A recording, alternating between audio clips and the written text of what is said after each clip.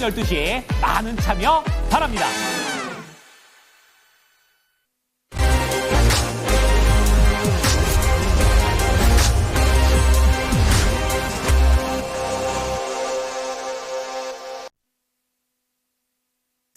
네, 3월장 초반의 분위기가 약간 헷갈립니다. 네, 일단은 거래소, 코스닥 모두 다 파란불 들어오고 있는 상황인데요. 이종복 전문가 만나보겠습니다. 전문가님 안녕하세요. 예, 안녕하십니까. 이종복입니다. 네, 거래소가 조금 왔다 갔다 합니다. 그래도 이 정도면은 굉장히 오늘 강건한 것 같고요. 코스닥도 1% 초반 정도 약세 움직임을 보여주고 있습니다. 여기에서 다시 한번 주도권을 조선주가 잡는다라는 게 가장 특이 동향이 되지 않을까 싶고요. 전선주도 뭐 LX 그룹주를 필두로 해서 빨간불 들어옵니다. 지금 엔젤 로보틱스 같은 단위 낮은 로봇주 얘기해 주셨는데 지금 빨간불 들어오고 있는 모습이고요.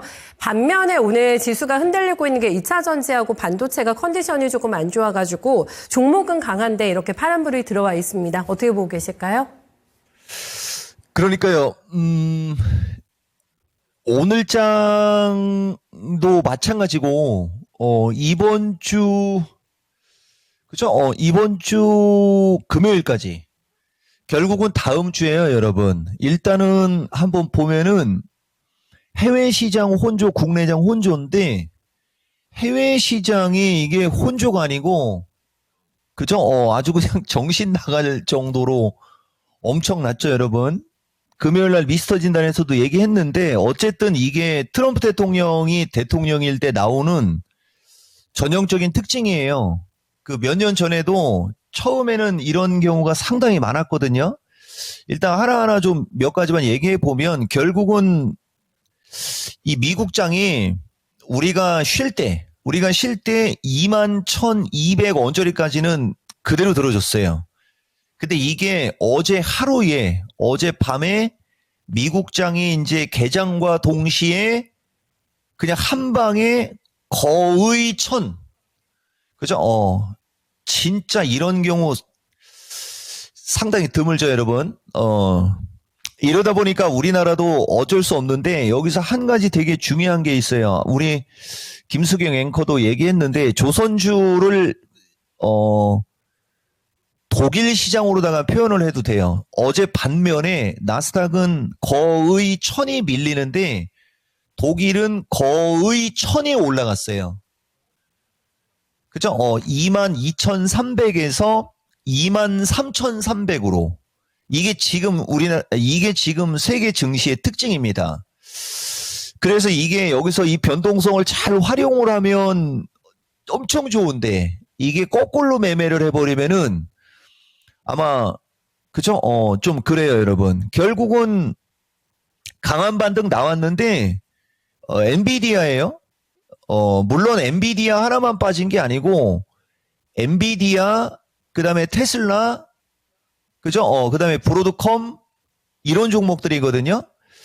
그래, 이게 내가 여러분들한테 이 시간이 아니고 아마도 이 종목 유튜브인지 어딘지 모르겠는데, 지난 8, 9월 달, 그죠? 나스닥 시장.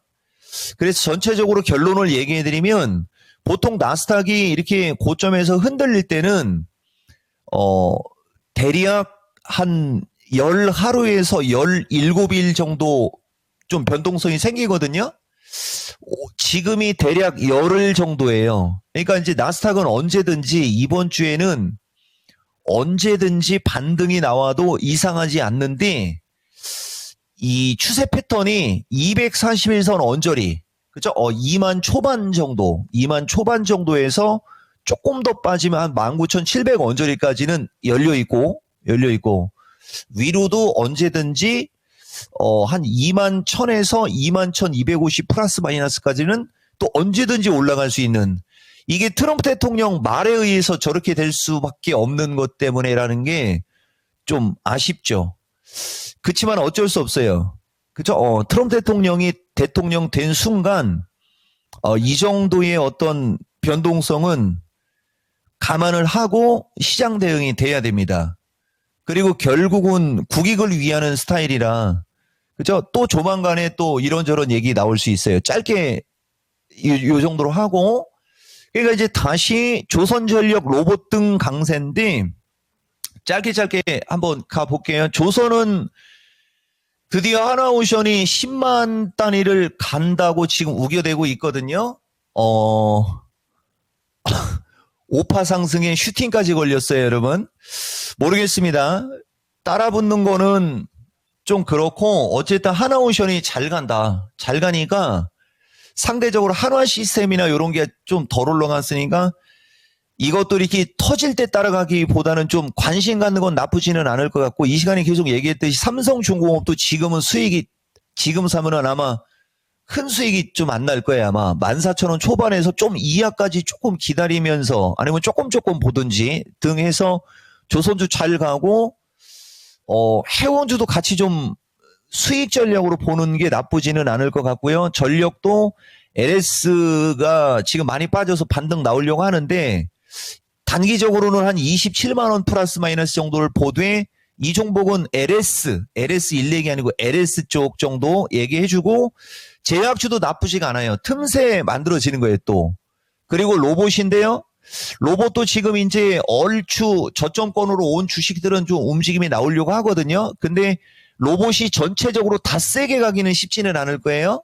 다만 이렇게 좀 많이 빠진 로봇주들은 매수하는 거 나쁘지 않고요. 그 다음에 반도체하고 2차 전지인데요. 반도체도 보시면은 이거는 특징이에요. 어버버 반도체 같은 게 많이 밀리는데 얘들이 지금 거의 두 더블 이상 올라간 거예요. 이렇게 많이 올라간 주식은 좀 많이 밀리는 감이 있고, 그 다음에 상대적으로 적게 올라간 주식 있지 않습니까?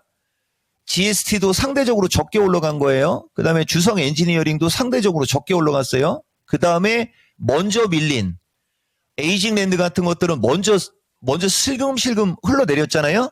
반도체도 이제 이렇게 먼저 빠진 주식들은 나쁘지가 않아요. 대신 매수 타이밍은 조금 천천히 잡으셔야 됩니다. 그 다음에 2차 전지도 오늘 에코프로 쪽이 좀 약해서 그렇지, 적게 올라가거나 단독으로 움직임이 좋을 수 있는 종목들, 대주전자나 나노신소재 같은 경우는 양봉 나오죠. 그렇죠? 2차 전지도 충분히 경쟁력이 있어요. 다만 이렇게 이수 스페셜이 오늘 2차 전지를 끌어내리는 어떤 그런 역할이거든요. 지금 3만 원에서 6만 5천 원. 그죠? 그러니까 이렇게 많이 올라간 주식은 지금 이렇게 세게 흔들리는 특징이고, 적게 올라간 주식은 하방 경직성이 양호한, 이게 지금 오늘장 핵심입니다. 네, 오늘 시장 보면서 좀 아리하다, 내가 좀 헷갈린다 하시는 분들은 좀 명확하게 요점 정리가 되셨을 것 같습니다. 어쨌든 이 변동성의 파고를 넘기가 또 개인 투자자분들 입장에서는 쉽지가 않아가지고요. 어떻게 또 오후장에 대한 전략 내주실까요? 그러니까요, 이게 이런 변동성장은 따라가는 게 아니고 저점 매수해서 올라가면 챙기고, 이게 제일 간단하고 쉬운 건데, 335 돌파 331 지지 체크로 놓고 얘기할게요, 여러분. 요런 흐름이 아까도 얘기했듯이 주 후반까지 이어지는데, 흔들릴 때는 기회가 맞아요. 근데 이제 치고 갈 때는 가다가 또 단에 걸리거든요. 그리고 다음 주 CPI 타이밍이에요, 여러분. 뭐 아까도 얘기했듯이 보다시피 우리나라는 이제 이종복이가 이 시간에 자주 얘기하는 게 있는데, 하방으로의 맷집이 강하다, 막 이런 얘기 좀 많이 좀 했고요. 여러분들 작년도를 생각해야 돼요. 추세 패턴 중요성 3로 하면서 계속 한번 얘기해 볼게요. 이종복이가 작년도 이 지수가 약할 때 내가 되게 세게 얘기했던 구간은 330 아래로 내려갔을 때, 그죠? 330 아래로 내려갔을 때는 되게 세게 얘기했거든요. 그러면서 이제 하방으로에 대한 맷집이 강하다, 막 이런 말 자주 썼고요.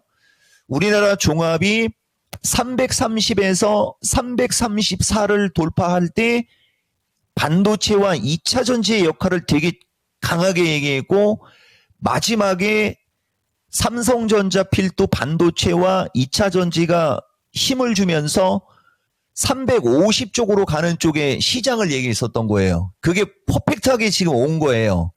그리고 다시 지금 330대로 왔잖아요. 똑같아지는 겁니다. 이게 반복돼요, 여러분. 그래서 우리나라는 우리나라로만 놓고 보면 한 3, 4일 정도가 변동성이 생길 수 있고 그 3, 4일 사이에 변동성이 생기면서 종합이 330이나 그 이하로 내려가면 절호의 매수 기회가 되는 거예요. 대신 이제 여기서 올라가면서 340에서 345 쪽으로 만약에 올라간다. 그럼 미국도 같이 올라갈 거거든요. 거기서는 또 챙기고 막 이러는 전략이 이 변동성에서 이 변동성장에서 제일 중요한 팁이 돼요, 여러분. 그러면서 시간 지나면 이제 이평선을 돌리거든요. 그리고 트럼프 대통령이 이제 또 그동안에 폭탄 날렸던 거를 이제 하나하나 이제 제거반을 보내주든지 이제 또 립서비스하고 분명히 그러실 거예요. 비트코인도 작살나다가 말 한마디에 저점에서 쫙 올라가는 거 보셨듯이요. 이게 트럼프 대통령의 특징이에요, 여러분. 그래서 뭐 어쨌든 그렇고 항생하고 이제 그 최근에 많이 올라갔던 해외 증시가 이제 변동성 유발 요인이 되니까 그런 걸 잘 참고하시되, 그리고 참 우크라이나 관련해서도 한 코멘트만 드려볼게요. 우크라이나 재건주들도 마찬가지예요, 여러분. 엊그저께까지는 전쟁 다 끝난 것처럼 얘기하다가 갑자기 어제 또 주말간하고 어제 또 이상한 얘기했는데 오늘도 보시면은 65,000원대로 확 밀어버리다가 지금 또 확 땡겨버리잖아요, 여러분. 그죠? 그러니까 이쪽 재건주 쪽도 75,000원대나 그 위로 올라갈 때는 챙기는 영역. 그 다음에 지금 정도로 한 65,000원 플러스 마이너스? 이쪽에서는 매수하는 영역 쪽으로 보면서 좀 변동성을 활용한 매매. 그리고 지금 현재가에서는 매수하기는 좀 그렇죠. 그래서 전체적으로 해드리고 싶은 얘기는 조선주도 선별, 그 다음에 전력도 선별, 로봇은 안 선별해도 되는데, 그죠? 예, 로봇은 대신 이종복은 유일 로봇하고 이쪽 레인보우 같은 것들은 추천해도 없어요, 여러분. 로봇은 전체적으로 단기적으로 수익률 게임이 좋을 것 같고, 2차 전지도 빠르면 내일, 늦으면 모레쯤서부터. 그리고 상대적으로 하나만 얘기해 볼게요. 에코프로 머리가 가격은 좋은데 내려오는 각이 가파르기 때문에 추가적으로 하루 이틀은 흔들릴 수도 있다. 이렇게 말씀드리겠습니다. 네, 오늘도 주신 전략 잘 챙겨 듣겠습니다. 고맙습니다. 고맙습니다. 이종복입니다.